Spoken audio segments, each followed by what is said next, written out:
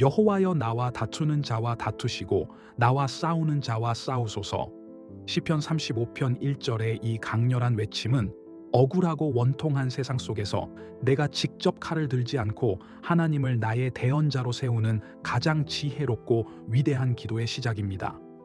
여러분, 살다 보면 내 진심이 갈기갈기 찢겨나가는 것 같은 배신을 당할 때가 있습니다.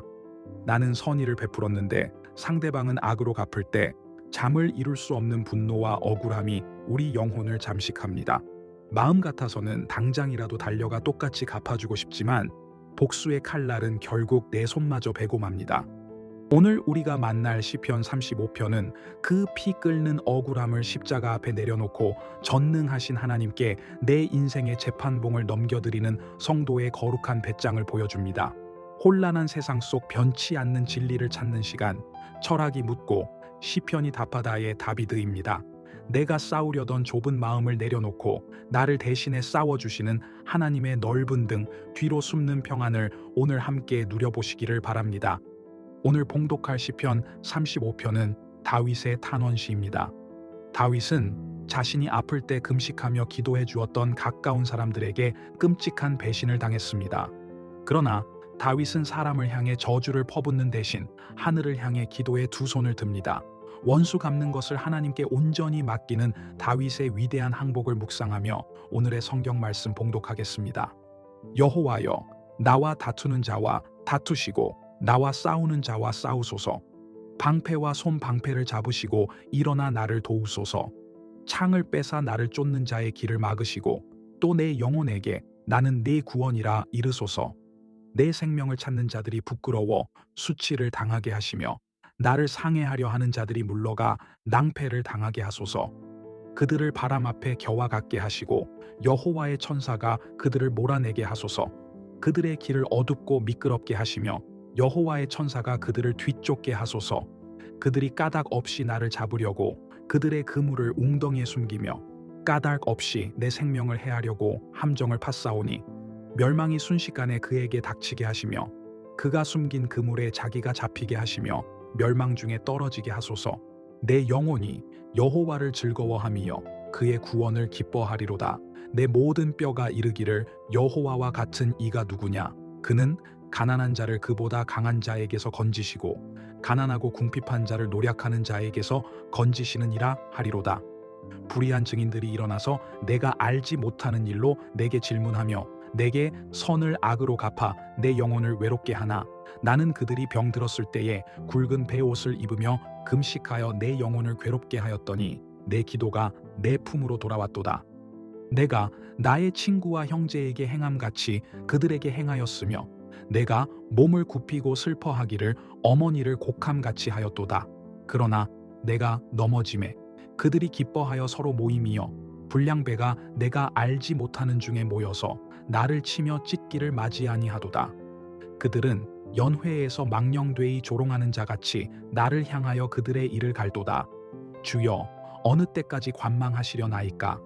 내 영혼을 저 멸망자에게서 구원하시며 내 유일한 것을 사자들에게서 건지소서. 내가 대회 중에서 주께 감사하며 많은 백성 중에서 주를 찬송하리이다. 아멘. 시편 35편은 시작부터 아주 전쟁 같은 긴박함이 흐릅니다. 1절에서 다윗은 하나님께 호소합니다. 여호와여, 나와 다투는 자와 다투시고 나와 싸우는 자와 싸우소서. 이것은 다윗이 싸움을 포기한 것이 아닙니다. 진짜 싸울 줄 아는 최고의 전사를 내 인생의 대리인으로 고용한 것입니다. 다윗의 기도를 자세히 보십시오. 2절에 보면 방패와 손방패를 잡으시고 일어나 나를 도우소서라고 합니다. 하나님이 다윗을 위해 친히 무장을 하고 전쟁터로 뛰어드시는 장면입니다. 손방패는 날아오는 화살을 막는 작은 방패이고 일반 방패는 온몸을 가리는 거대한 방패입니다. 하나님은 여러분을 대충 지키지 않으십니다. 여러분을 향해 날아오는 작고 날카로운 비난의 화살부터 여러분의 삶 전체를 무너뜨리려는 거대한 공격까지 하나님의 크고 작은 방패가 여러분을 빈틈없이 막아주십니다. 내가 나를 지키려고 아등바등할 필요가 없습니다. 완전 무장하신 하나님 등 뒤에 숨어있기만 하면 됩니다. 그런데 3절을 보면 이 험악한 전쟁터 한복판에서 하나님이 다윗의 귓가에 아주 다정하게 속삭이십니다. 내 영혼에게 나는 내 구원이라 이르소서. 세상의 소음과 원수들의 함성이 고막을 찢을 듯이 울려 퍼지지만 다윗이 가장 간절히 듣고 싶었던 것은 오직 하나, 걱정 마라, 내가 너를 구원하겠다 라는 하나님의 따뜻한 음성이었습니다. 여러분, 억울한 일을 당할 때 사람들의 말에 귀를 기울이지 마십시오. 사람들에게 변명하려 하지 마십시오. 마음의 귀를 닫고 하나님의 음성에 집중하십시오. 내가 너의 구원이다. 이 한마디면 족합니다. 온 우주의 주인이신 분이 나를 책임지신다는데 우리가 도대체 무엇을 더 두려워하겠습니까? 다윗이 이렇게 분노하고 억울해했던 이유는 그를 공격한 사람들이 생면부지의 적들이 아니었기 때문입니다. 12절을 보십시오. 내게 선을 악으로 갚아 내 영혼을 외롭게 하나. 다윗에게 상처를 준 사람들은 다윗이 진심으로 사랑하고 아꼈던 사람들이었습니다. 영국의 대문호 윌리엄 셰익스피어는 그의 희곡 뜻대로 하세요에서 이런 명대사를 남겼습니다. 겨울바람아 불어라. 너는 사람의 배은망덕만큼 매섭지 않구나. 참으로 뼈저린 통찰입니다. 매서운 겨울의 추위는 몸을 얼게 하지만 믿었던 사람의 배신은 영혼을 얼어붙게 합니다. 가장 헌신했던 사람에게서 돌아오는 차가운 등은 우리를 깊은 우울과 고립감에 빠뜨립니다. 13절과 14절에서 다윗은 자신이 그들에게 어떻게 대했는지 회상합니다. 나는 그들이 병들었을 때에 굵은 베옷을 입으며 금식하여 내 영혼을 괴롭게 하였더니 그들이 아플 때 다윗은 마치 자기 어머니가 아픈 것처럼 벗을 입고 밥을 굶어가며 간절히 기도해 주었습니다. 그런데 그들이 어떻게 보답합니까? 15절을 보면 다윗이 넘어지자 그들은 기뻐하며 서로 모여서 조롱하고 이를 갈았습니다. 내 눈물을 비웃음으로 갚은 것입니다. 이럴 때 우리 마음에는 복수심이 활활 타오르게 됩니다. 내가 너한테 어떻게 했는데 네가 나한테 이럴 수 있어? 하는 분노가 끓어오릅니다. 그러나 여러분, 여기서 다윗이 보여준 위대한 영적 반전을 주목하셔야 합니다. 13절 하반절에 기가 막힌 고백이 나옵니다. 내 기도가 내 품으로 돌아왔도다. 이것이 오늘 말씀의 핵심입니다. 다윗은 그들을 위해 축복하며 기도했습니다. 그런데 그들은 그 축복을 받을 자격이 없는 악한 자들이었습니다. 그러면 다윗이 뿌린 기도는 헛수고가 된 것일까요? 아닙니다. 다윗이 흘린 눈물과 사랑의 기도는 공중으로 흩어지지 않고 부메랑처럼 방향을 틀어 다윗 자신의 품으로 고스란히 돌아왔습니다. 이것은 영적인 에너지 보존의 법칙입니다. 누군가를 위해 사랑으로 헌신했다면 그 사람이 설령 배신하더라도 여러분의 사랑은 결코 낭비된 것이 아닙니다. 하나님께서 그 사랑을 정확하게 계산하셔서 여러분의 품에 이자로까지 쳐서 갚아주십니다. 그러니 배신당했다고 해서 사랑하기를 멈추지 마십시오. 여러분이 베푼 모든 선행은 결국 여러분 자신을 위한 거룩한 저축이 됩니다. 미국의 기독교 윤리학자 루이스 스미디스는 그의 책 용서의 기술에서 이렇게 말했습니다. 용서하는 것은 죄수를 풀어주는 것이다. 그리고 그 죄수가 바로 나 자신이었음을 깨닫는 것이다. 다윗은 복수심이라는 감옥에 자신을 가두지 않았습니다. 그는 원수 갚는 것을 하나님께 맡기고 자신은 그 감옥에서 걸어 나왔습니다. 9절과 10절을 보면 다윗이 얼마나 자유로운지 알 수 있습니다. 내 영혼이 여호와를 즐거워하며 그의 구원을 기뻐하리로다. 내 모든 뼈가 이르기를 여호와와 같은 이가 누구냐. 원수들은 다윗을 씹어 삼키려 이를 갈고 있는데 다윗은 하나님을 향해 춤을 추며 기뻐하고 있습니다. 심지어 고통으로 으스러졌던 모든 뼈마디가 합창을 하며 하나님을 찬양합니다. 이것이 억울함을 하나님께 온전히 맡긴 자가 누리는 절대적인 평안입니다. 여러분, 복수는 내가 하는 것이 아닙니다. 내가 칼을 들면 나도 그들과 똑같은 수준의 사람이 되고 맙니다. 6절 말씀처럼 하나님이 여호와의 천사를 보내어 그들을 바람 앞에 겨처럼 몰아내실 것입니다. 그들이 남을 해치려고 파놓은 함정에 결국 자기 자신이 빠지게 되는 것이 하나님의 섭리이자 공의입니다. 우리가 할 일은 오직 하나입니다. 10절 하반절의 고백처럼 하나님을 가난한 자를 그보다 강한 자에게서 건지시는 분으로 굳게 믿는 것입니다. 세상은 약육강식입니다. 강한 자가 약한 자를 짓밟습니다. 그래서 우리는 어떻게든 강해지려고 스펙을 쌓고 돈을 모읍니다. 하지만 하나님 나라는 은혜 강식입니다.